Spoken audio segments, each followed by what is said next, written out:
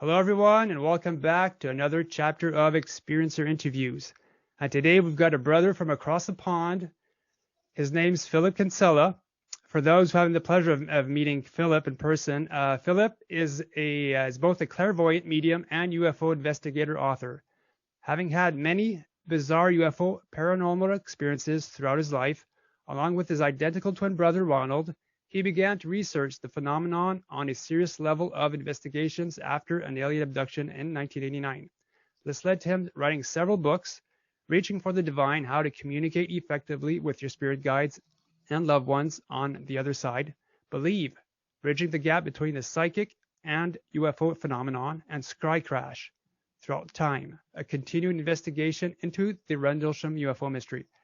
Philip also wrote another book which he brought out through Amazon entitled A Passage Through Eternity, The Enigma of the Dead, UFOs, and Aliens. Philip won the British Mediumship Award in Portsmouth, England in 2008. Although he had no wish to become what is referred to as a medium, he was nevertheless intrigued in the thought of the deceased being able to communicate with the living. He has appeared on national television, most notably Channel 4, Central, Live and Digital, and also hosted many radio programs. In 1996, Philip had a revolutionary theory published in the magazine Alien Encounters, which dealt with a theory regarding the Greys.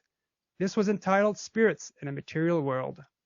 Through his initial 1989 abduction, he was determined to piece the evidence together in establishing what happened to him. This led to a whole new understanding of what a certain faction of Greys may represent. His theory deals with cloning the soul and the dangers inherent should we proceed with this ourselves on a spiritual level. Philip, along with his brother, co-hosts a radio program for the Paranormal UK radio called Twin Souls, where they interview many authors, experiencers, investigators on all topics within the world of the bizarre. One of his UFO experiences had been caught on camera. This occurred on the 9th of April 2016 around 11:15 p.m. at night and has been recorded and analyzed as unknown. He is currently working on more books surrounding the UFO field of investigations, and some of his books can be purchased on Amazon. So, Philip, thank you so much for coming on.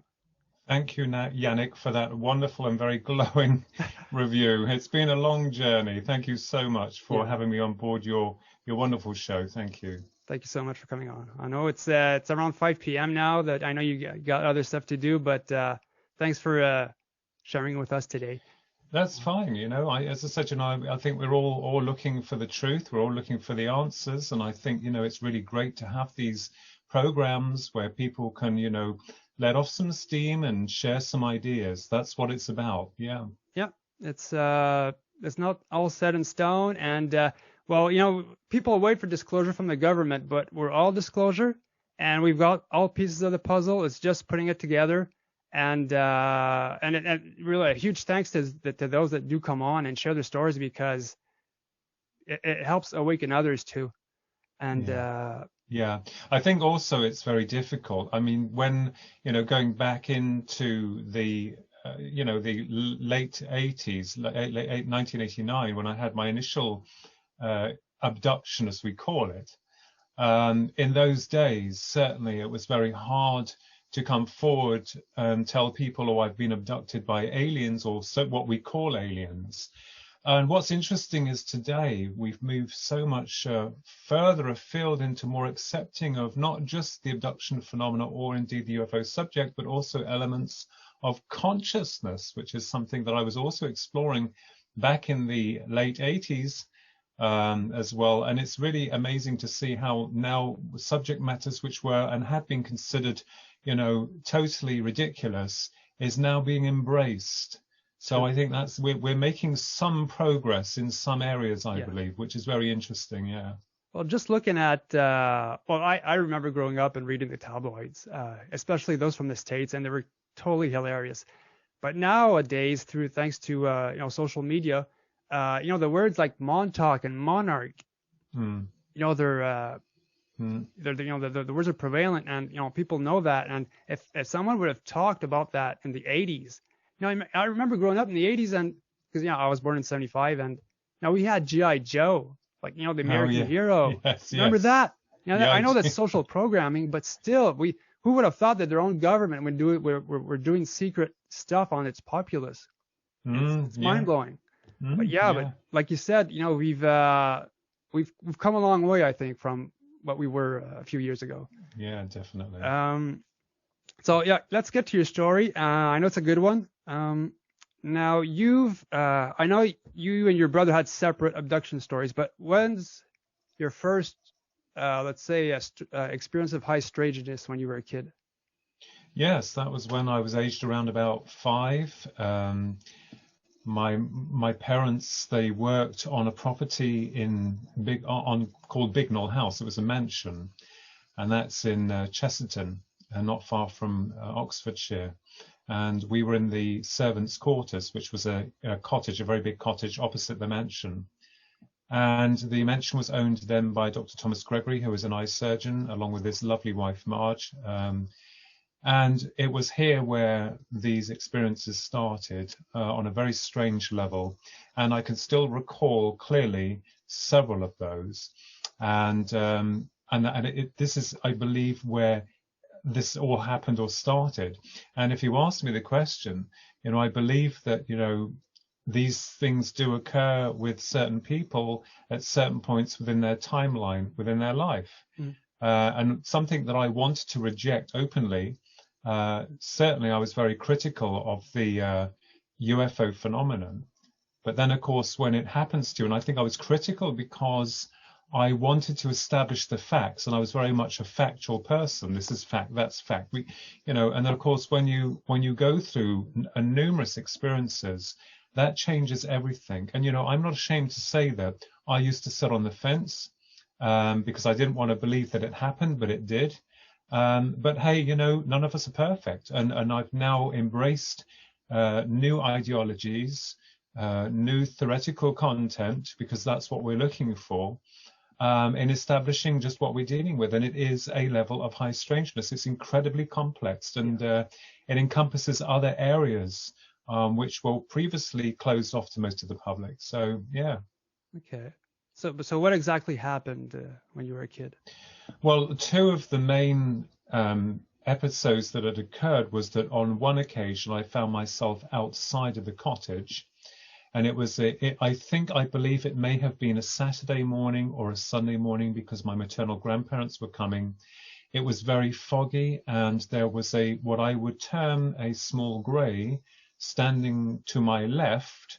And that didn't seem to bother me. What bothered me was me being out of the room, of wondering how on earth I got to where I was, and how I needed to get back because I was going to be in trouble. But there was also this smell. And I've spoken to the author and investigator, Kathleen Marden, about this. And it was like kind of like, the old books that you can smell, the really old books. You get that kind of like wafty old kind of smell. Yeah. That was prevalent. And on another occasion there, I found myself again in the morning by the wood, which because it's a huge property, and there was a big yellow tractor, and I was in the wood, and I'm wondering how I got here and what a tractor is doing in the wood, because there's no way it could get in there because there's trees are in the way. Okay.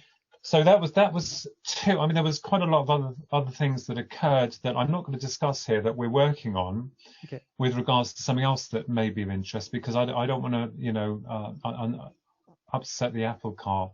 But that was the starting of it. Yes, most definitely. Now, do you believe the tractor was like a screen memory, perhaps, or something that? No, it is possible. There, it's not there, but yeah, okay. It is conceivable to assume that. And, even after all these years, going back, it still is clear to me, even as a 5-year-old child, because it stuck out as not normal.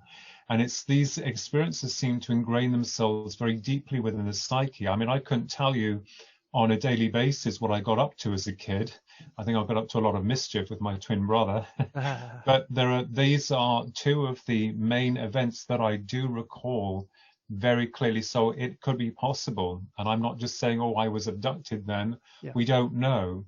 But certainly, I believe that these experiences impress themselves so deeply upon the human psyche It's a very strong imprint that won't go away. And it's almost like saying, yeah, you remember that time when you were a kid? If you go back, don't you think there was something strange there? And I'm like, yes, it was very strange, very bizarre. Yeah. Very out of place. Now, to get into that, when I called in my second UFO, I was able to come back into the house and get my parents to come out and see it. It flew just over the house, just like 20, 30 feet above the tree line, because my parents had a house by the lake. And from that moment on, my dad started having experiences too. But I think 2 years ago, if I recall correctly, he's in another town, and he woke up and there was a weird looking clown in his bedroom. Oh, good Lord. Yes. Yeah. So yeah. So basically, Gray's projecting, or like somebody else projecting something less less scary, let's say. Because a personal friend of mine, her son, growing up, well, when he was around the age of 5, he would complain about all those damned clowns in his bedroom. So again, another projection of sorts.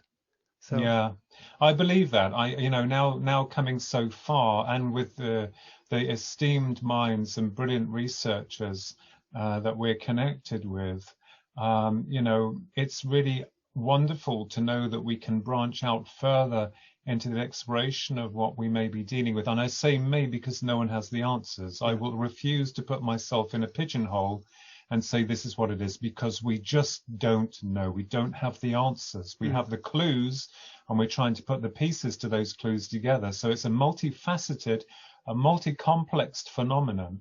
And we also know when we're dealing with genuine cases, genuine people. And I think, we kind of like get a feel for, whether or not we're dealing with someone who's just leading us down the garden path, or someone who is genuinely, I wouldn't say a victim, because that's too harsh a word to use, but an experiencer or an abductee. So, from my stance, it's really beautiful and wonderful, and it gives us hope, because there is much more than the simple flesh and blood approach with the sell-by date, as us being beings that live and die, and that's it. Yeah. So I think that's very interesting. But the experiences did start in childhood. Okay. Now, and what type of environment did you grow up in? Or were you in a type of family that would boggle down any type of unrational thinking, or or in a religious family? Not really religious. I mean, at the end of the day, I mean, I have my faith and I have my convictions in that faith. But I'm not one of these people. I used to go to Sunday school, to church, like most people, sporadically. But my family is very much open. My maternal grandmother was psychic. And we had an experience with her, also me and my twin brother, when we were age 13 in Middlesex. They lived in a 3-story high house in Middlesex, England. And one summer's, we can't remember if it was afternoon or evening. Remember, it's not like, let me check the clock now before I go out and this happens. It's just one of those things. Now I clock everything now. Oh, really? Because people pin you and say, well, what time and what day? And, as if that's going to make any difference. But the thing happened. It did. So afternoon, evening, it was a summer's evening or afternoon. A slight breeze, no clouds in the sky. We were out the back garden with our grandmother. There was me, my brother, and my grandmother. And we caught what we thought, first of all, was a silver balloon that was in the sky. And it was when it started to move, it seemed to move with intent. And as it came over, we were so shocked, because it was the size of a football. It had no seams on it, no writings, nothing. It appeared weighty in nature. It just came over to the tree, and then it moved over to above my grandmother. And we were so shocked. We said to her, Grandma, what is there? And she said, well, it's the fairies that come to take a closer look at us. Well, we knew it wasn't the fairies. And what's really bizarre, I've been questioned about this before many times, was your grandmother surprised? No, she wasn't. No, she was not. I'm not saying that she'd seen these things before, but the phenomena didn't seem to faze her. And of course, what happened then was that it moved to the first floor bedroom windows. Then it moved up to the second floor bedroom window. Sorry, it would be the third floor of the house. And then it went up, and then we ran into the house across to the other side to see it disappearing into the distance. And I remembered when I was in the top room of the house, kind of like, it wasn't an attic room, but it was like, it was more or less like that. Okay. And I had my grandmother on the phone talking to family members, because in those days, they had a big spiral staircase, and in the hallway she used to have a posh chair where you sit and speak on the telephone. So very different today. And I heard her talking about to family members. So that was really bizarre. And, people say, well, what do you think it was? Well, my brother, or quite rightfully stated, remember the Foo Fighters that were reported in World War II? Is it possible? He believes it was an eye. And, we didn't see an eye, but he thought that perhaps it was some type of spying device. Because I kept thinking, well, how can anything be in that? It's too small. Yeah. For the size of a football, it's like, whoa. And you wanted to grab it to hold it. It's like this whole thing of like, it felt heavy. It was like a silver color, dull silver, no markings, nothing on it. No. Well, that's interesting. And I'm really happy that your grandmother also was perhaps an experiencer too, because it does run in the family. Are you aware if your parents or somebody else in the family might have? No, not my mother.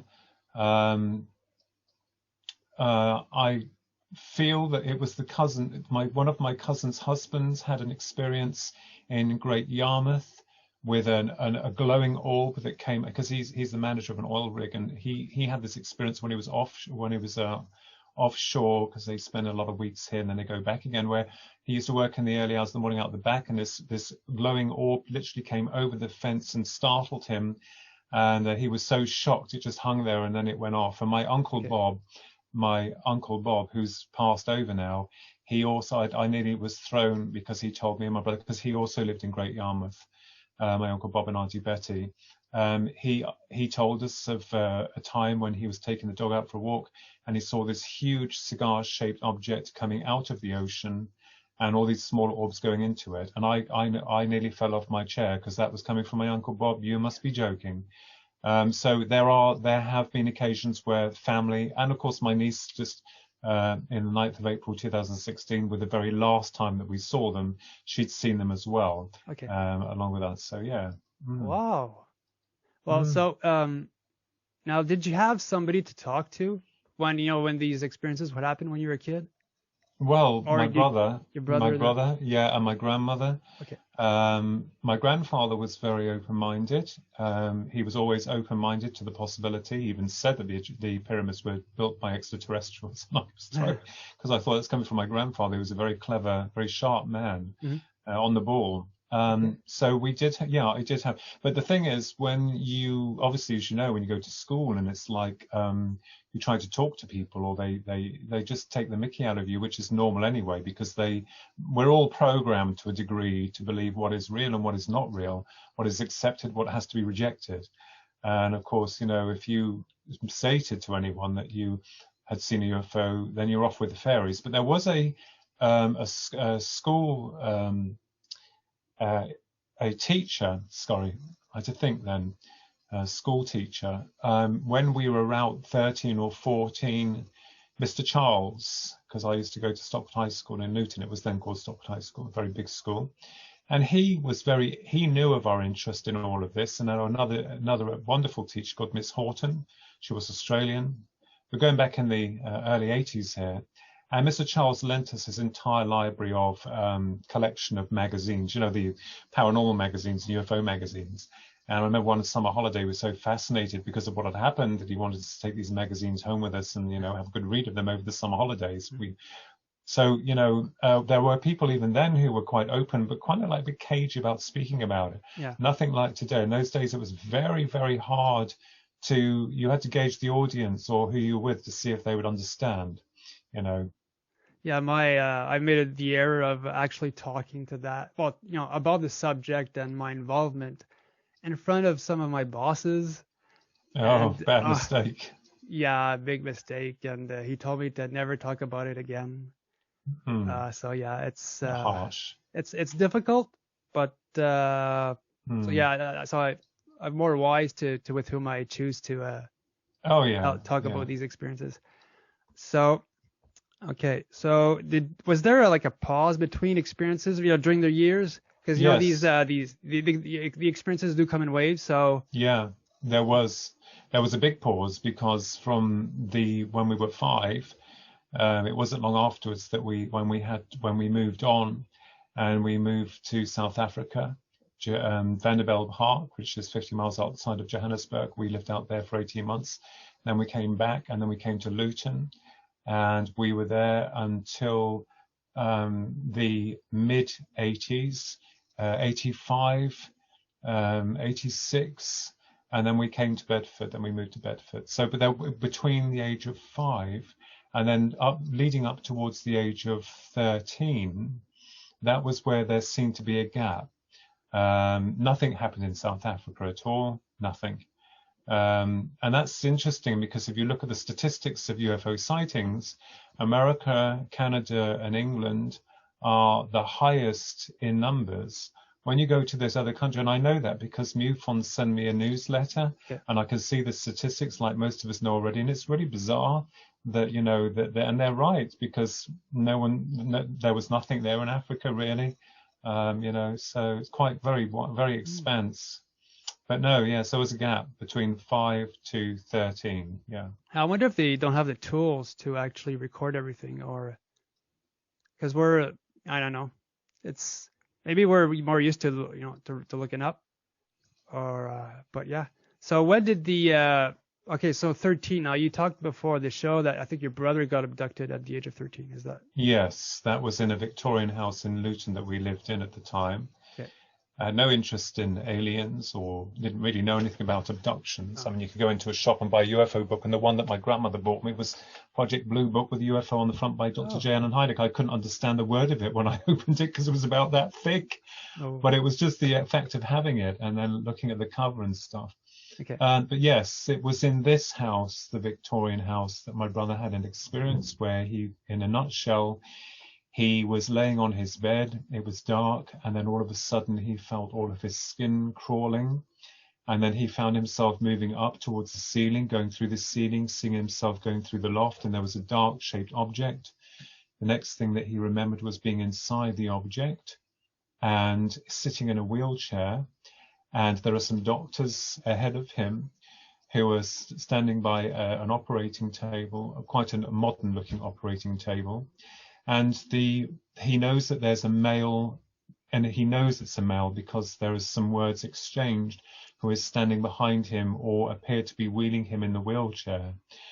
And my brother said he was very scared, and they said that the male said, I can't remember the words that my brother used, but he remembers everything clearly. The doctor kind of like said, when he mentioned my brother's name, Ronald, my brother shook because he knew that the man knew who he was, and they were going to perform an operation, and it was for his own good. And then they put something into the top of the hand here. That's where they normally put stuff if they're going to knock you out. And then he went out. The next thing he recalled was coming through the roof, back through the roof, back to the room, gently being put back on the bed again. And then he recalls seeing this awful image of the Cheshire Cat. He said it was a hologram, and he states categorically that he thinks that if we call them the visitors had done this to scramble or try to. So if he'd gone to the doctors, they'd say, "Well, you're seeing Cheshire Cat, the grinning cat. I mean, you've been watching Alice in Wonderland." So he knows that there was a sequence of events that occurred that he was trying to work out for many years. And that was the one and I remembered him telling me about it, being very scared. We used to prop a guitar against the wall against the door, so that if anyone came in, it would make a sound on the floor. He used to shove books down the back of his back when he slept, because he sleeps on his front, on his back. I don't know why. So that was the one that he had. And, but strangely enough, what was really very bizarre was that, and I was witness to this as well, we've been back at school, Stockwood High School, because we were there from 1980 to 1985. And he had a neurological fit in the classroom. This was after the experience, and he collapsed and convulsed, and he didn't want to go to hospital when he actually came round. He was so frightened of the doctors. But it could be, I mean, we can't prove it, but it could be that whatever they did maybe saved his life. It could have been something that if they hadn't done it, I'm just speculating here. There's no proof of it, but maybe he's thinking that possibly they did something to avert something that could have killed him. Okay. Because he's not epileptic, and it was definitely neurological. I think he did have to go to the doctors to be checked out, but he didn't want to go to hospital. It's like, in those days you could get to the doctors very, very quickly. It's not like today. So that was his experience. Yeah. Are you aware if they left anything within his hand? Sorry? Are you aware if they left like an implant in his hand? No, not with my brother. No, he's not so sure about that. But normally in medical procedures, they normally stick the intravenous needle in there to supplement whatever they want to do to knock you out. Yeah. I mean, I know I've been in for several procedures myself, so that's where that normally goes in there. Yeah. Okay. So when did your abduction happen? That was in the winter of 1989. We had moved to the village of Marston Mortain in Bedfordshire. We are not in that house now. It was a big house in a cul-de-sac. And on this occasion, I had come back from work.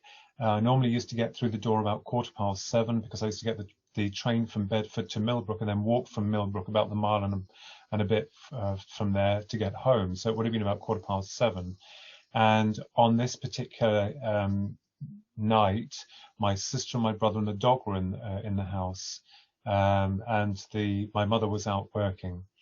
So I walked in, and the whole of the house, the front of the house is glass, and all of the doors have got glass on them. They have glass doors to the kitchen and everywhere. So it's mostly glass. There's a central theme because of this. It's really weird.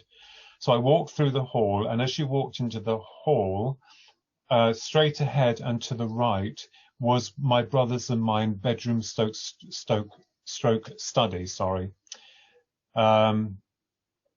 I had a small stroke many years ago, and I still get some words mixed up, so you have to bear with me. Sorry. So in the front of the house, there was kind of like, our bedroom, and a big room and a shower room downstairs. You had the hall, the lounge, and then you've got the kitchen straight across the hall that I walked through with the glass doors open, and the kitchen. There was a kitchen diner and a huge conservatory, and then the garden out the back. So I walk through the hall, and I walk into the kitchen, greet the dog, talk to my brother who is standing in front of me. He doesn't have access. He can't see the hall where the door opened because he's in the part with the dining area. My sister is to my far left. And so we're just talking about something, and I'm leaning against the back of the cabinets, and I can see the hall and the frosted glass doors to the front of the house quite clearly. I can't remember what we were talking about, but I can remember what happened. All of a sudden, the atmosphere changed. It became heavy. It was almost like static. As this was happening, it was weird. The dog started to growl, and I looked at the dog thinking, what on earth's going on? And then this feeling intensified. And then my brother did something very strange. He was looking in front of me, ahead of me, and he froze, and then he moved his head up to the ceiling, looking up at the ceiling. And I'm looking at him thinking, what the hell is wrong with you? It's, and he said, there's going to be an earthquake or grandma's going to die. Well, there was no earthquake, and our maternal grandmother was very much alive at that point in this life. And all of a sudden, so he seems frozen or knocked out. I don't know what was going on with my sister here. And in the hallway, there's a light that comes up to the frosted glass windows. I thought my mum had come back in her car early from work. The light got brighter and brighter. It was a white light, and it was penetrating the front of the door. That's all glass, frosted glass, the door, and the other glass to the side of it. And then, incredibly, it started to move the door, or the material was moving backwards and forwards like it was jelly. Okay. And I'm standing there thinking, looking at it, trying to translate the information as I'm seeing it, not accepting it to a degree, not accepting it because it's not, this can't be real, yet it's happening in front of me. And then as all this was going on, there was a very small being. I can still see it now. It's 3 foot tall, very diminutive. It was all clad in black. It had what I thought was a motorcycle helmet on its head. We assumed that that was some kind of like its head or some gear on its head. I didn't see any protrusions or anything like that. It just felt like a molded thing, you know, as part of its head or whatever. It stepped through the softened glass door as easily as if it was butter, ran into head in front into mine and my brother's study stroke bedroom. The door instantly returned back to normal. The dog is going crazy. My brother snaps out of whatever he was in, and I shout, "There's an intruder in the house." And I reach behind me to get the biggest knife I can find, and it was a knife that I got, and I yelled, I think I must have screamed, "There's an intruder in the house." And then I saw this being come from the corner of the hall where our study and bedroom was, and it ran across up the stairs and, of course, disappeared. And we searched the house, and we couldn't find it anywhere. And I broke down. Our dog died shortly afterwards because it had a brain tumor. Very sadly, we cannot, you know, state that it was because of this. But I broke down that night because I couldn't understand what had happened. What happened to my brother? I can't even remember looking to see where my sister was. Did they knock her out? I don't know. But it was weird. And then what happened? Here comes the weird part. But there is a connection, I think, in Phil, because another researcher has been working with me on this one, with regards to PS back, with regards to what was happening to my brother and then what was going on with another grey, as it were. So this is the ridiculous part. I say ridiculous because I suffered from it, for being honest and open and truthful. Mm-hmm. Something that, you know, back in the day was not the done thing because the media used you as a circus act. Yeah. They want half-truths or lies. They don't want the truth. So anyway, in the early hours of the morning, it must have been the early hours of the morning, I found myself waking up and finding myself on my back, hovering, floating 3 foot off the floor and in the same position as where the black being had come through the door. I can't move. It's dark and I'm trying to move and I can't. And this is not sleep paralysis because we'll explain that in a moment. But I'm forcibly being moved through the kitchen door and looking at it thinking, how on earth am I able to get through solid matter?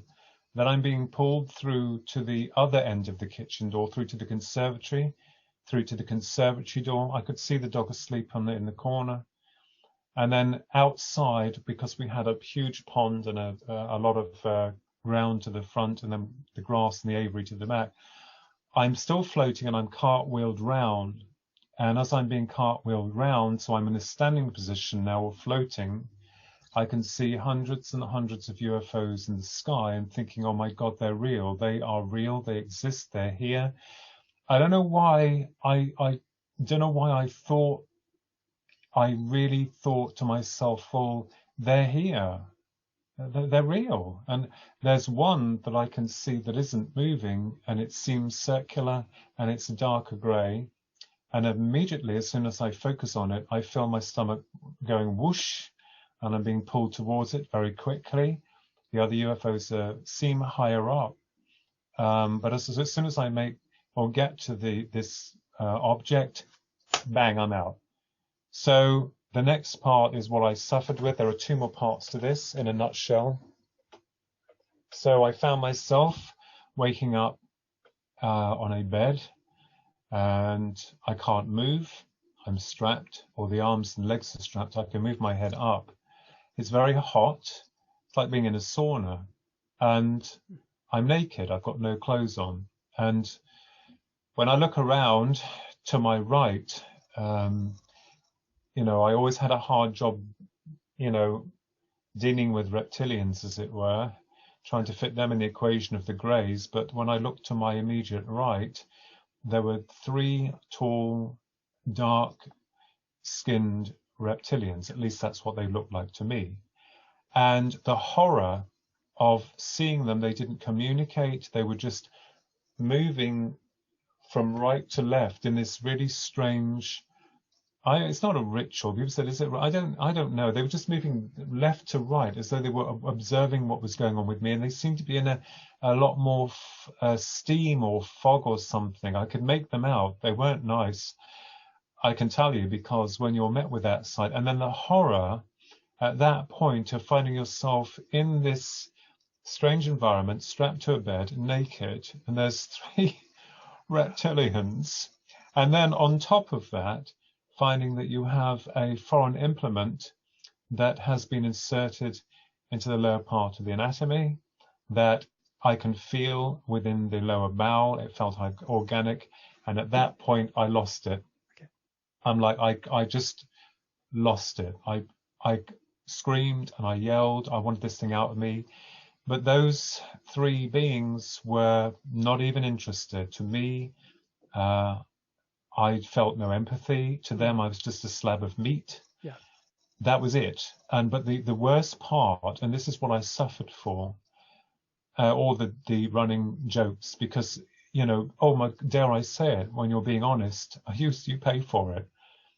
But this is what was going on. And as unbelievable as it was, I wanted this thing out of me. I wanted them, because when you're met with something like this, it goes beyond horror, because you don't understand what the hell is going on. If you've been plucked out of something and thrown into a completely different environment, you're as scared as like a rabbit caught in the headlights of a car. You freeze. But I wanted out. All of a sudden, after a lot of screaming and yelling and begging, this small grey, but it was more of a creamy coloured grey, came towards there seemed to be an opening ahead. I failed to mention, I have mentioned many times before, there was like a partition, so you could see like behind, but it kind of like came out more, so I couldn't see what was behind that. And this creamy grey came forward, and immediately the device, whatever it was retracted. It did not retract the device. It seemed to operate on its own. I didn't see any hands holding it. It just pulled away and must have gone onto the floor, because I saw the thing trailing across the floor. Yeah. I turned to my right, and the other 3 beings have gone. And I am relieved, because I'm released and the grey orders me to dress. Well, I want to get out of there. I get my, my stuff on, my bedroom stuff on, and I have to follow the grey through to this corridor that's still misty, that I can see lights coming from the ceiling. And then we get to a wall, and I think, I've got to get out of here. I need to get out of here. I'm at my wit's end. I have to get out of here. And immediately the wall that I thought was a wall turns into an opening. And I got this impression of a big tree in my head. I don't know what the hell that meant. The grey wants me to go. And I'm like, you want me to go? Get out. You want me to just get out? It's like, we can laugh about this. It's just like, you just walk out there. There's a height. When I look out, I can see it starting to become early morning. And the last part of the experience was the most bizarre, but there was a smaller UFO. Would you believe this? Can this get any stranger? That was hovering by our conservatory. But what really bothered me was the fact this grey wants me out, and I'm like, well, heights aren't my thing, and I start to cry. And it's like there felt like a push. I felt the presence of two other greys that were assisting me as I came down, floated down towards the garden.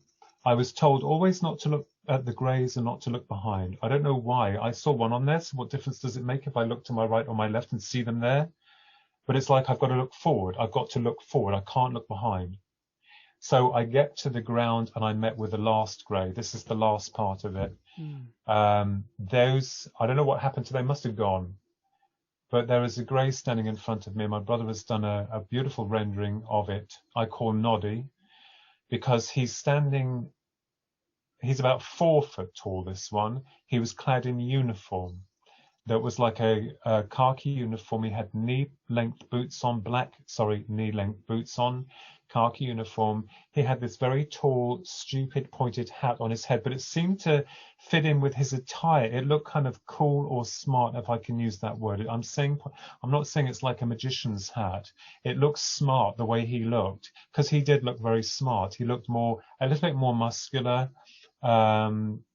not like the others, which are very diminutive, but it had its arms folded across its chest, and it was scowling at me. And I remembered seeing his face, very pointed, the black eye, the almond eyes are very angry looking, and he seems really peeved off with me for something. And I felt it here in my stomach, like if when you were a kid and you were told off by your parents, or like you felt your stomach drop, you felt like you wanted to go to the loo, because it doesn't quite happen today because people that respect isn't there anymore. That kind of like, but he's looking at me real mean, and I'm like, I get angry. I'm like, I can't move.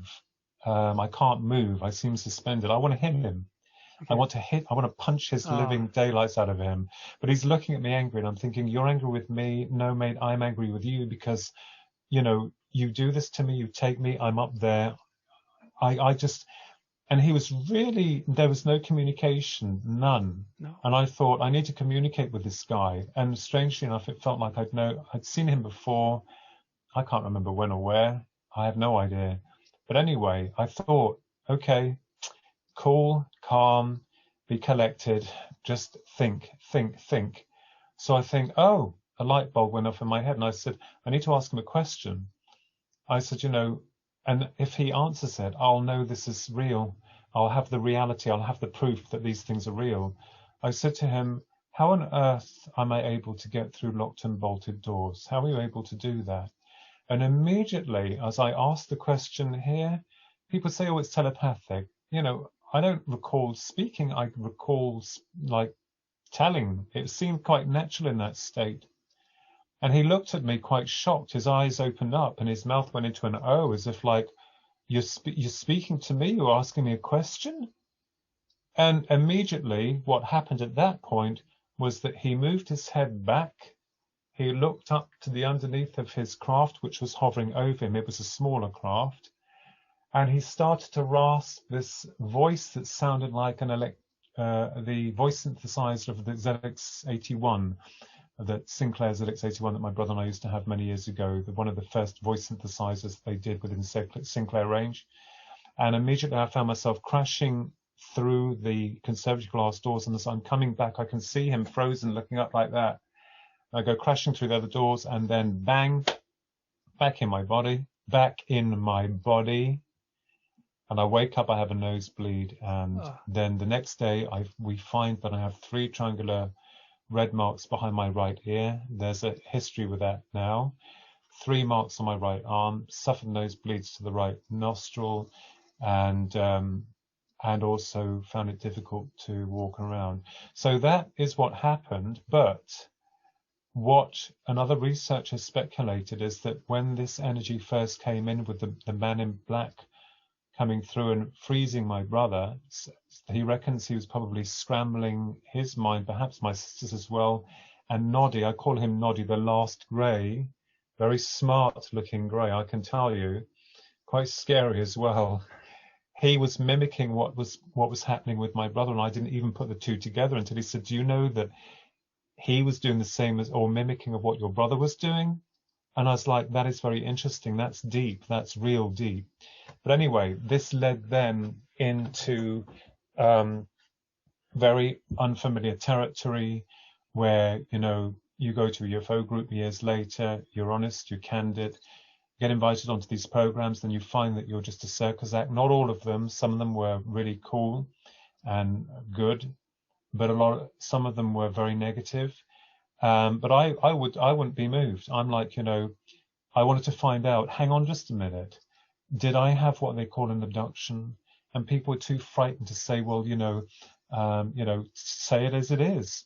Speak the truth. How was I able to get through solid matter? And this is where the theoretical aspects years later seem to come together, which deals with many other subjects. So we think that we're just dealing with one thing. We live and then we die. I'm sorry, I don't believe that. I believe there's a continuation, but we live and we die for most people. The UFOs come from another planet. They come and go out. That's it. End of story. No. We're finding that we're dealing with something that's far more complex, really, on a psychological level, on a metaphysical level, whichever level you want to look at it. And this has then led me to explore the nature of this reality. There may have been another abduction many years later in the home that we're in now, but I can't say that because I'm a person who will stick only with the facts as they come forward. But the events leading afterwards was that I heard the sound of rumbling over the house and lights diminishing. I woke up at 3 o'clock in the morning with a bladder, real, I need to go to the loo. So when I went to the loo and I looked in the mirror, my North American t-shirt was back to front, which is an impossibility to do because the back end is higher when you put it on. Oh, yeah. So we don't know. As I said, I can't attest to that, and I won't, because that's something that if there was one, then I don't remember anything of it. Okay. Wow. Okay, that's pretty cool. When you started off talking about when you got abducted and you were being brought up, I was expecting you to talk about at least cold temperatures within the UFO. And as soon as you start talking about warm temperatures, I thought to myself, oh shit, he's dealing with reptilians. And then bang, you start talking about reptilians, because those are. I've been. Yeah, I will tell you, Yannick, that it's embarrassing, namely because I felt shamed to talk about the reptilians. And it's like it was a subject matter that I tried to reject within the annals of ufology. Yeah. Where did they fit in this grand scheme? You get people saying, well, they're this and that. And I'm like, no. We don't know. We have no idea. We can only speculate. I understand that. I've had, some people saying that they're with this and they're with that. We don't know. All I can tell you is that they were real powerful. There was no empathy. And one guy said to me, it's because you're a negative person. I said, I can assure you right now, I am the most least negative person. He said, because that's why you had this experience. I'm like, no, hang on just a minute, just a moment. It doesn't mean to say that I'm negative. The experience to me was negative. Perhaps to them, it was just an ordinary thing that they were doing. And I understand that as a species, a human species, we are not that kind to our own people, our own animals. So, I respect, years later, I can kind of understand that. But at that particular point in my life and that particular point in time, it was a heavy lot to carry. So if you are met with something like this, that changes everything. And people can laugh or they can joke. But let me tell you, I wouldn't want that to happen to them. Yeah, I had no idea. I'd never seen them before. I don't know, they had no empathy. I was just a lab rat. Yeah. And of all the things, the most embarrassing things, people tell you the way it is and what they think happened. And I won't be swayed. I'm sorry. I'll be open to speculation. But the point that interested me was how they were able to get me through solid matter. And there are cases where they can take you physically or non-physically. This brought into the question then in later research, what are the greys? Where do they come from? What are they doing? Why are they interested in reproduction for species that themselves cannot reproduce? Mm-hmm. Yeah. They come across as a blank canvas with no understanding of empathy, of love, of kindness. It's almost as if we are there to fill in the blanks for them. So this is where my research led me in later years with regards to the soul issue, the cloning issue, and the bigger question of consciousness beyond this realm and what we are. Are you aware if they took any bodily fluids from you or skin samples, perhaps? It's a possibility. The marks on behind my right ear, my brother tried to take with one of those self-developing Polaroid Kodak cameras, but the image of the triangle would not appear on the prints. Okay. It never turned up. But I had problems with my right ear many, many, many years later. This is something that has been documented. And do I have a tracking device? Do I have one? I don't know, but it certainly feels that way, or it seems that the last time I went to the doctors, who strangely didn't seem at all concerned by it, and even asked me, have you been abducted by aliens? Strange. Someone said to me, no, and I said, yes, that's exactly what they said. Okay. Yeah, coming back quickly to your brother's story when he got abducted and he felt being going through the roof. I you know, a lot of people talk about OBs online, and I tried. I did the gateway course, the Monroe Institute gateway course, where you go into this sort of level of deepness where you try to go like force an OBE and leave your body. But I couldn't. I asked them, you know, Star Family, whatever, help me get out of my body. And one night, I started having this huge pain throughout my entire body, and I felt like a metallic shock, and I heard metallic noises, and I felt like my body was being stretched, like my soul was being torn apart from my body. Oh, I see. Yes. And it was very painful, and I could not move. And I then telepathically say, I know what you're doing. Stop it. I'm afraid. And as soon as I do that, it stops, and I black out. Then I realize that I'm in front of the bed, and I see white under me. So I'm expecting possibly a white mattress, and then I feel I'm going upwards. So I'm going through the basement, through the ceiling, and this happens fairly quickly. And I'm in orbit already, and I'm seeing 3 huge like outdoor theater screens, and I feel I'm being shown images of my past. So I thought I was dying. You're going through what they call a panoramic life review. Yeah. So I thought. So yeah. I said, well, okay, I know what you're showing me, and I think I said, let's do this shit. Like it was time for me to leave. And when I was out of body, the filter that's cyanic was pushed aside. It was as if I was the real person. And yeah, it's and I further years later, this is what led me into the understanding and realization of conscious survival beyond this state of reality. The ways that, you know, those on the other side are able to infiltrate their information through or using us as like a conduit. And I say to people that, you know, if we really think about it, our conditioned programming from an early age, we're beginning to find out now that all the hogwash of how we were told it was is all wrong. Yeah. The human brain is a receiver, a transmitter and a receiver. It is a complex organ, and I make a very simple example of your mobile phone. You've got the physical hardware and you've got the software coming in, and the physical hardware deciphers and scrambles the information into information that you can understand. Now, these alternative dimensions of awareness are perhaps all around us that we can't see or sense until some of it decides to connect with us on this level of psychic integration. This is why I may explain why a lot of people who, when they see UFO experience, or they have a UFO experience, or they see a UFO, that they will all see or experience something quite different, because the experience is or the connection is different to them or to the way they interpret their reality. So there are definitely what we've discovered is that there are 2 components to this phenomena.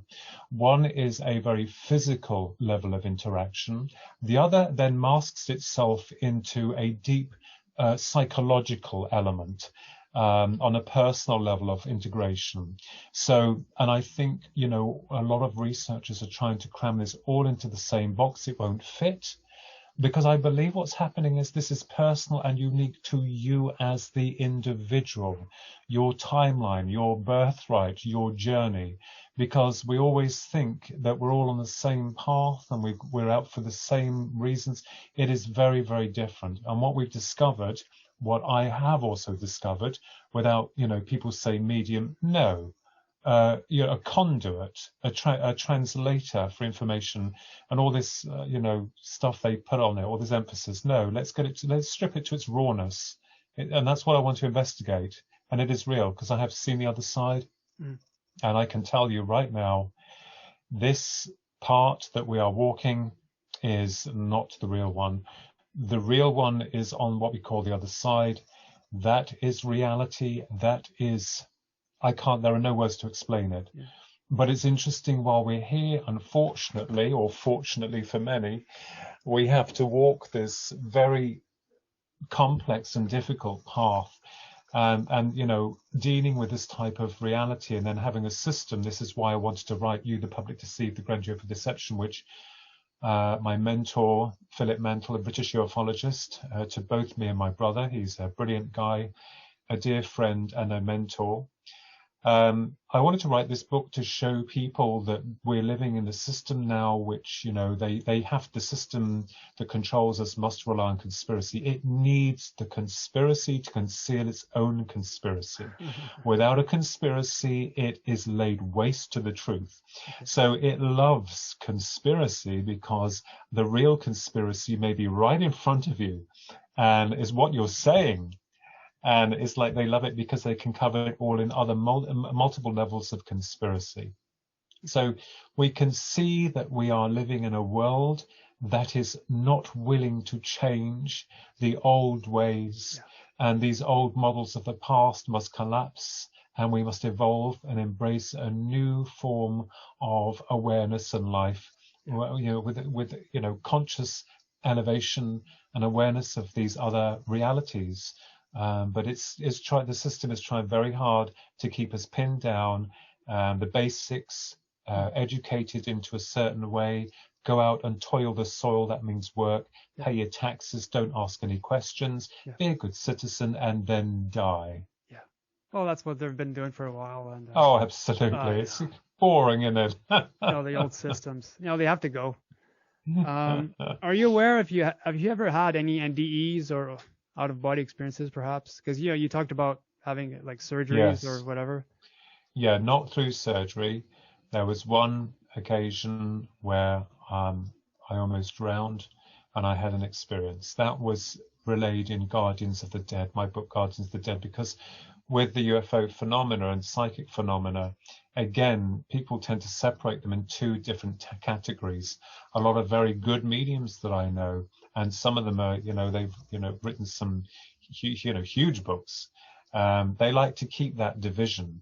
But in some of the other works I've done in UFOs shows categorically that consciousness has a lot to do with this, in levels of integration with the individual and their psyche.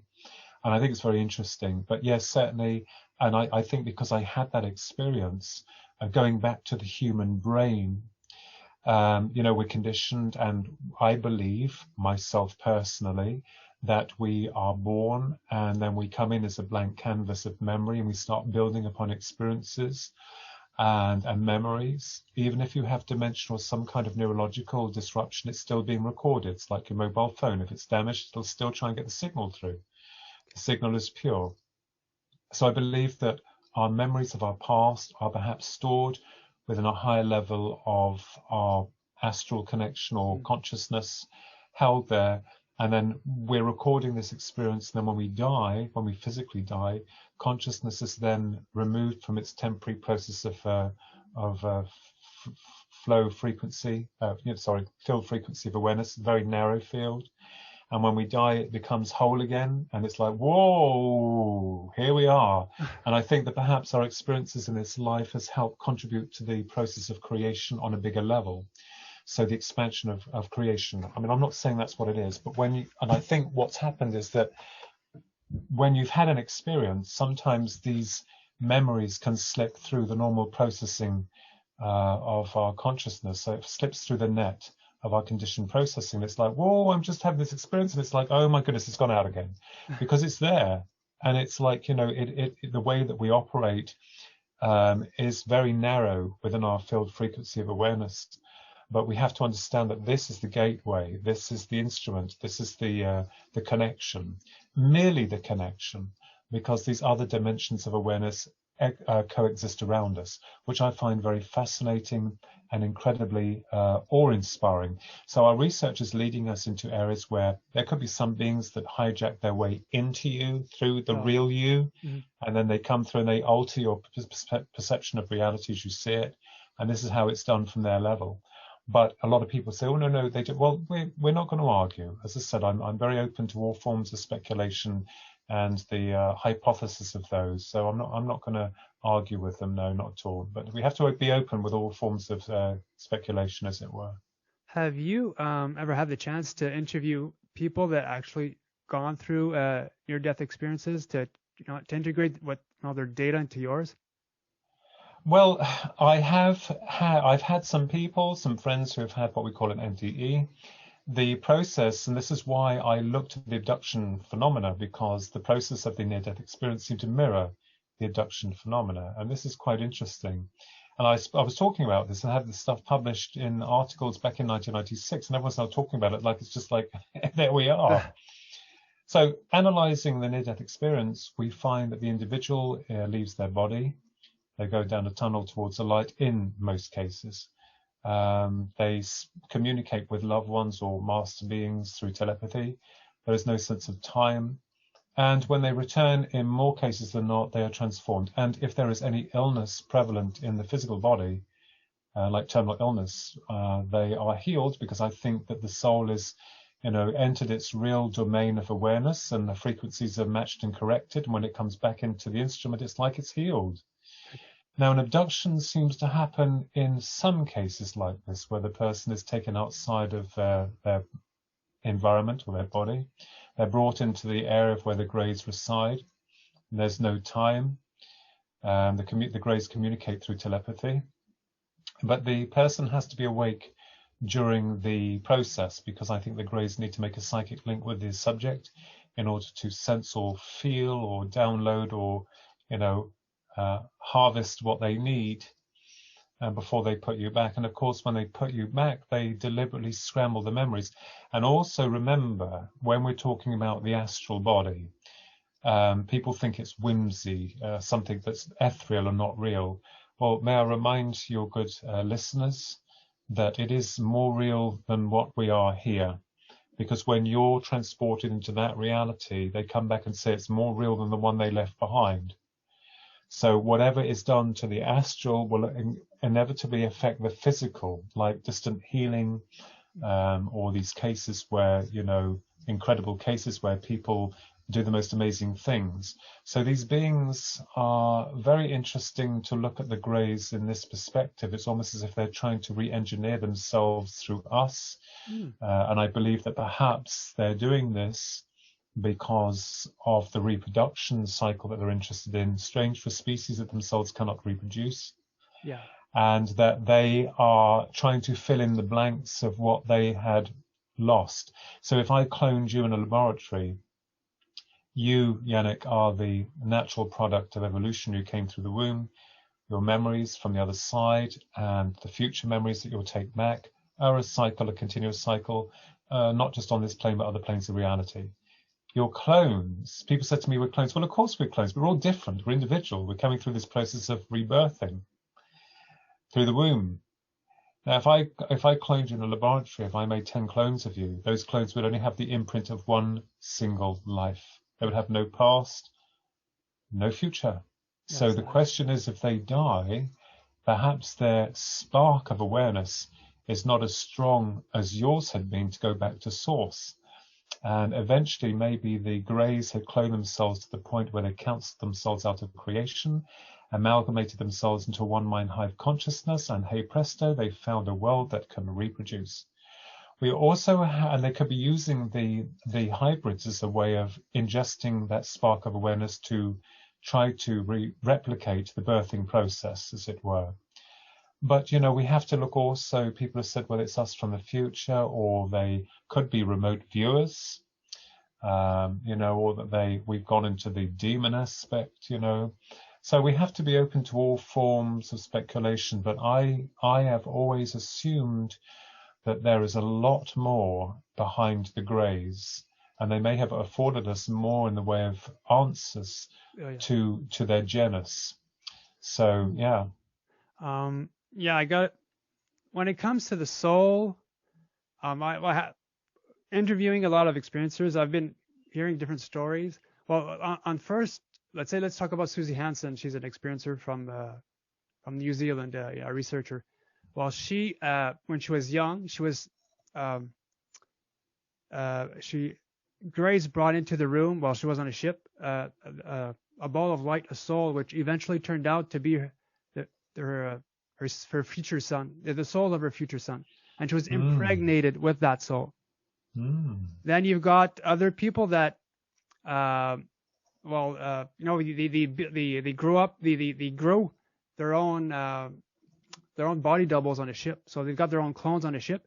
And one experiencer said that, okay, he was dying, he was physically ill, but he had to die on Earth, so the parents could go through the mourning process, but he had a cloned body waiting for him to be soul transferred into. Yeah, that's interesting. So yeah, you've got these different aspects that you've got. Yeah, okay. I always thought to myself that when it came to that the humans would create their own vessels, but then the spark would come from somewhere else. Because of course, yes. My girlfriend, my ex-fiance, she remembers coming into her mother's head from the back of the head, she stayed inside, of course. But yeah. Oh yeah, and I feel when we go into the creation process with our species, we're told the Sunday school version.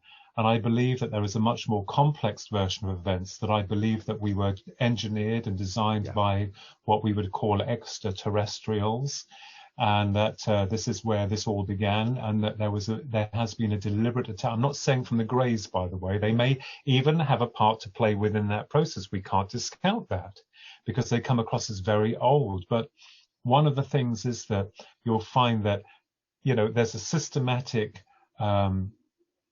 formula in place to debunk any theory, anything that suggests that we were created by extraterrestrials is a big no-no. But we would rather go with Darwin's theory of evolution. But in hindsight, there could be a fusion of the animal, the Adama, with their engineering.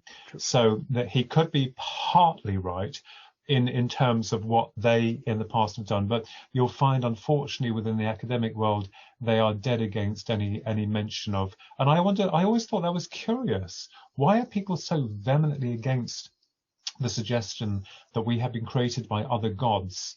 And this is something that I found very puzzling, just the same as people not even talking about life after death. It was like a big no-no subject. And I'm like, well, hang on just a minute. We're intelligent enough to be able to make up our own minds about what we think about this. Don't tell me what you're saying it is. So I think a lot of this is starting to come out now, and I think all of these old school professors and scientists will they'll disappear quickly, and then they'll come out and say, oh yes, you see, it's all this, and what us people have been saying all along, like they forgot about it. So we're living in a world, unfortunately, which contradicts itself and other people. And a world that prefers half-truths and lies than reality. So, but we're all important instruments into the unfolding drama of life, of creation, and we've just got to get on with it, But none of us have the answers, but it's so fascinating to be able to speculate and to have your beliefs. This is the important thing.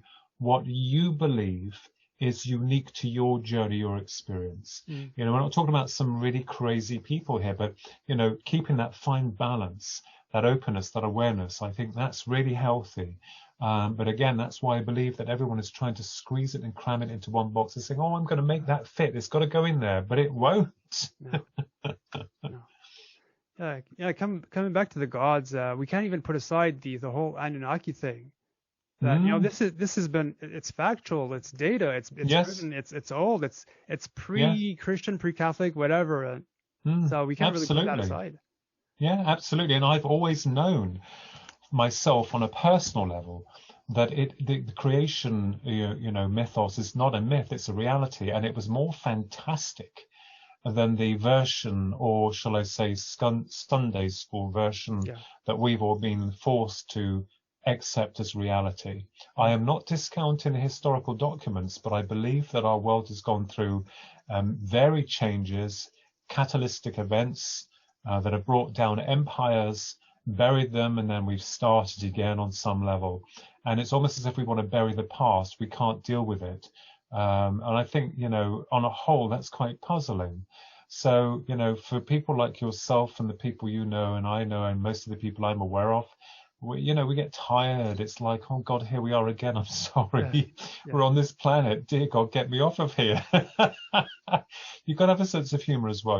I've got a wicked sense of humor, but you've got to, just break the ice a little bit there. But seriously, I mean, it's fascinating. but the ways of the old will not yield. No, no, no. And when you get to a certain point, they clam up. No more. Don't question. Yeah. Yeah, we do want to question. Want to find out. Open that door. Yeah. It's people, when I share my experiences, I try to at least show them that the world is a lot more magical. It's a lot more beautiful. There's a lot more adventure. There's a lot more bang to it that we've been brought to believe in. They're very fixated in their belief system, and it's really hard to get them out. But I'm working with a geologist, and she's from Africa, and she's very, very religious. But she started reaching out to me, and she's talking about her dreams, and most of her dreams are prophetic, but it's true, and everything pans out. And I start telling her about my stuff, and once I had shadow beings come in the bedroom through a black hole, but again, because of her religious beliefs, she thought they were sorcerers. So you really have to be careful when you share with other people. You have to sort of gauge their limitations, so to speak. Yeah, definitely. So that's something we just have to live with. And I love all people, the weird and the wonderful, and and I think it's great. And you can't enforce your beliefs upon someone else. This is the problem we have at the moment, where when that begins to happen and control and subjugation comes into effect, that is not good. We have to understand that we are all children of the universe, that we all have our place and our time, and this is just a walk through an experience, that there is another side that is more real than here. I call it the awakening. It's like you wake up. This is a bit like a dream. As C.S. Lewis, the famous children's author, the Shadowlands, the author of the Narnia books and the Screw Tape Letters.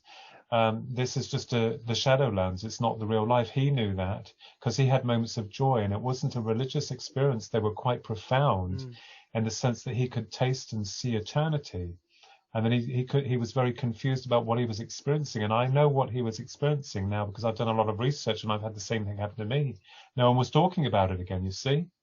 No one spoke about it because they think you're as nutty as a fruitcake. And you say, why am I having these memories or these recalls of somewhere else that's more real than here? And it seems to, open up a whole dimension of reality, and you feel free, and then it's kind of like, whoop, it's gone. Yeah. And that is why sometimes I think these memories can seep through the normal processing net of our conscious awareness, and it will overthrow us like, oh my goodness. And it's like, yeah, that's going to happen when you pass over. Don't worry about it. And then you come back in again. You're locked back in again. So that I believe is what's going on. Yeah. Yeah, they say that at least from those that let's say had an NDE, came back, that this world is the dream. The real world is over there. Yes, so that's right. And I can only explain. I'm no expert, but I can tell you now, and I don't care if no one believes me. I'm not worried because it's a personal thing. It is more real than here, and it's not just trying to describe it because the words fail. It is everything. It is like your heart, your soul is part of that. It has geography, it has structure, it has form, but it is more than that. It is home. And it's shocking within its content. It's like you've forgotten paradise, and then it's opened, and the memory instantly comes back because it's no longer filtered through the normal program processing that we are here on Earth. And this is there may be an element, of control with regards to the way that life was not meant to be like this on this planet. I think it was supposed to be very different, and then has been hijacked.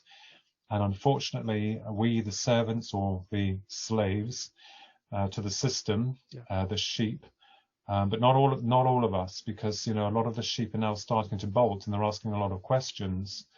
And but as you know, the British author David Icke knows a lot about that. Yeah. Thank God we have him. Yes. He's helped a lot. At least for me, at least when in the beginning with my awakening process, he was there. So I read the first book I read of his was The Robots' Rebellion. And that kind of like ticked all the boxes for me, because I thought but we can see what's happened systematically. Well, the system have removed him, like they have with your Alex Jones, and they've removed these whistleblowers because they're frightened that people will listen to them. But my argument is that if they were just rambling, then you wouldn't need to touch them. True. So obviously it's a sensitive subject, you see, to the system. So, but as I said, you know, truth, love, and light wins in the end. So we'll get through this. Don't you worry. Thank God. Through your own research, did you find any those that had, let's say, people that passed away come back to them?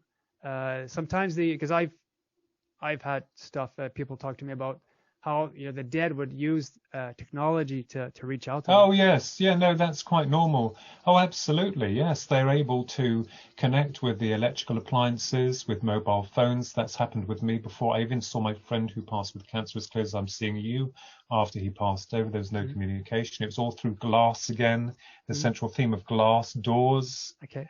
And they can change the atmosphere. That is very, very common and something a lot of people know about. So yes, sure, because they're on a higher frequency of awareness, they're no longer matched by this frequency. They have to build up a lot of energy in order to try to affect this reality. Can they see us? Yes, they can. Can we see them? No, because we're in a lower dense field of vibration, so our senses are not attuned to their full frequency, but they can come through sometimes sporadically through dream state, which is normal and the safest route for them. But sure, they'll come rather than make you aware that they're around. Normally just when they've passed over, not so much after the years that have passed, because I think the subject who's still on Earth let go a little bit, you understand? Mm. So yeah, oh yeah, absolutely. So this is why there are alternative dimensions of reality, and we're putting it all into little boxes, you know, or trying to make it contained in this way. So yeah, sure, yeah. So yeah, it's pretty cool that when from 2009 to 2016, I was physically touched at night, like double taps. Oh, right. Every few yes. months. And then, you know, plus all my other experiences, plus the ET stuff. But thanks to that, my paradigm was, you know, the bubble was burst, and I was able to see the world for what it is. And my vision of death was a lot less fearful than what it was. So I had a big hang up. Well, I had a big hang up about that when I was 10. And I think the most of what happens to us on an individual basis changes us and molds us to who we are.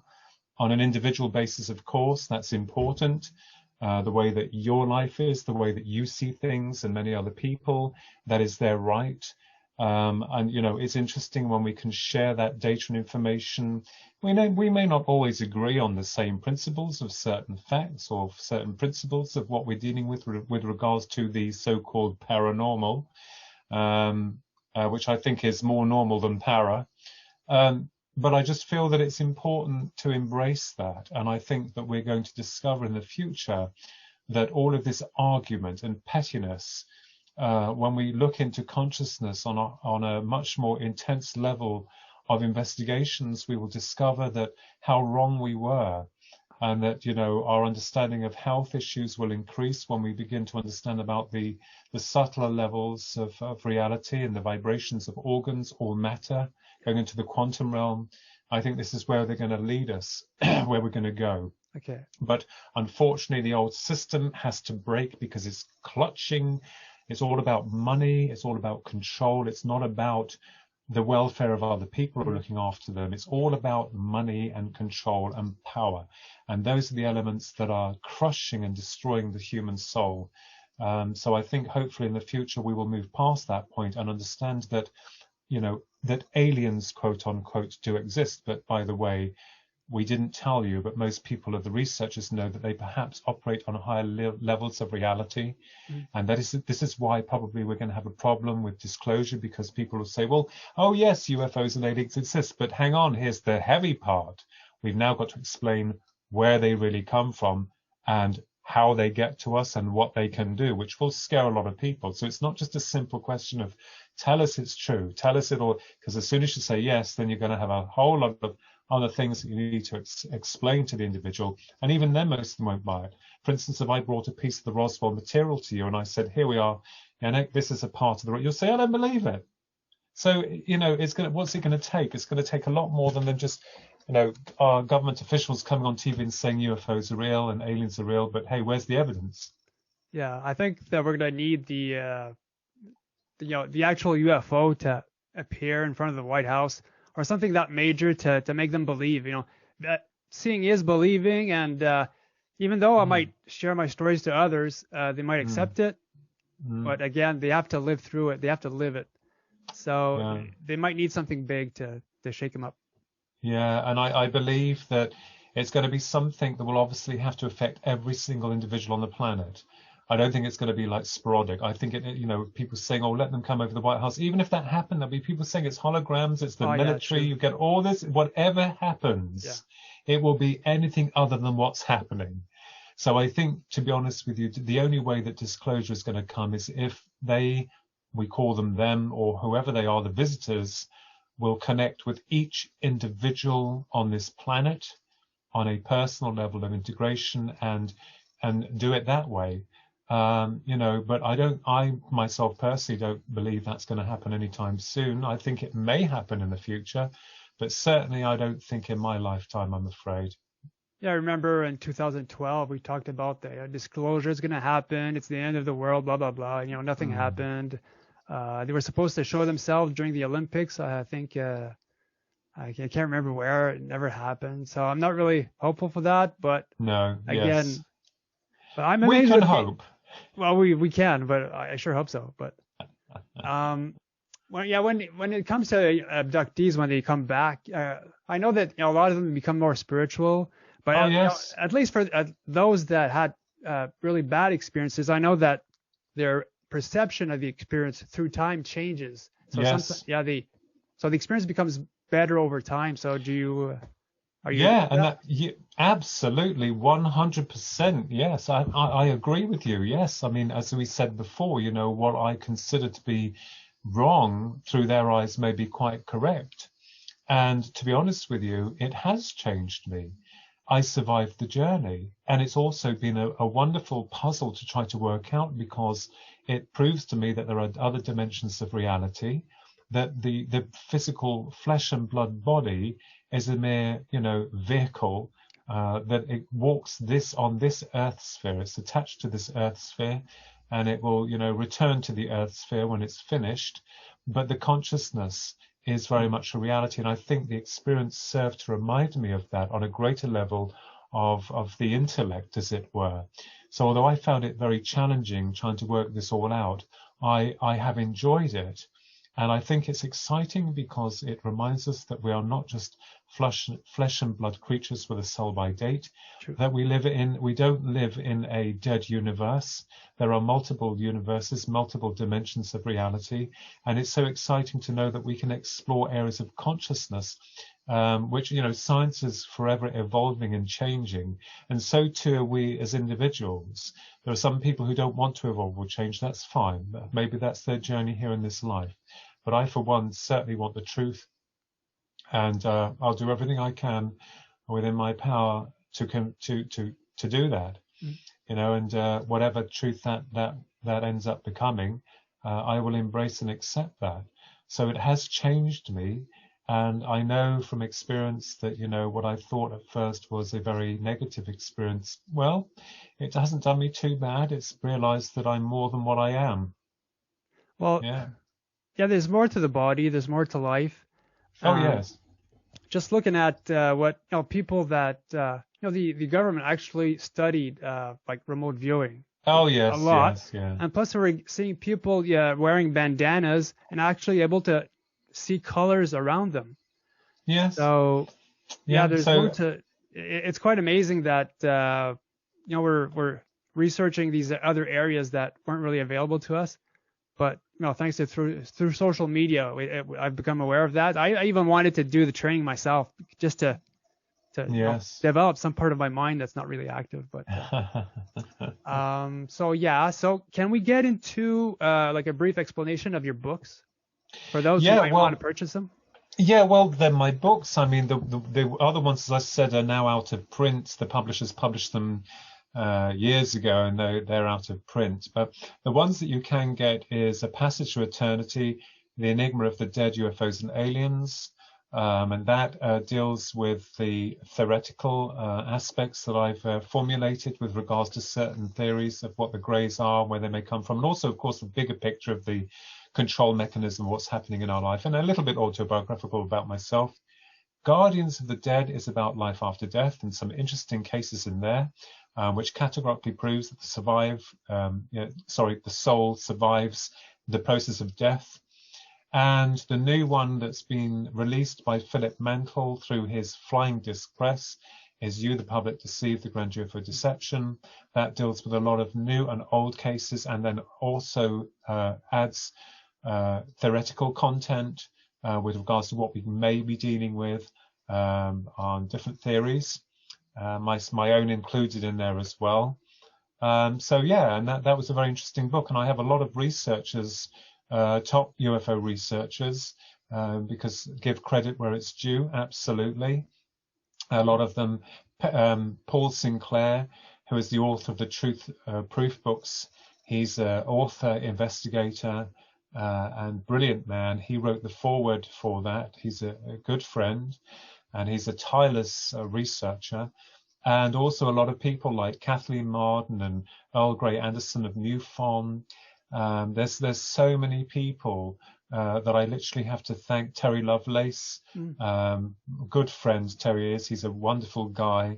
And you know, these people are so. Kathleen Marden, because I also cover the Betty and Barney Hill case in that book as well, and she helped me. She is such an amazing lady. She's got the patience of a lion, and she is absolutely a beautiful soul. You know, so I've got a lot of people. There's a lot more. I've only just, mentioned a few there. But fascinating subject, and unfortunately, or fortunately, when you go down the rabbit hole, as we each do, you and I and many other people do, it's kind of like hard to get out, because the further you go down, the more bizarre it becomes. And it's really very fascinating and interesting.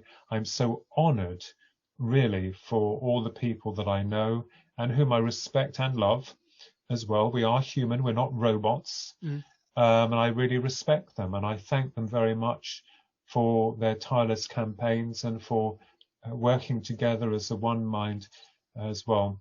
There's also, just very briefly, there's another man, Don Siedenberg, who contacted me about his involvement with the Roswell experiment at Edwards Air Force Base. That's also in my book. He's since passed over, God love him. And also Dr. Owen Scott, who a scientist and worked for the Battelle unit, memory metal and that type of thing, where it seemed the organizations were continuing their research into this apparent memory metal that may have come from Roswell and other crashes as well. We're not, Roswell was by not the only one that crashed.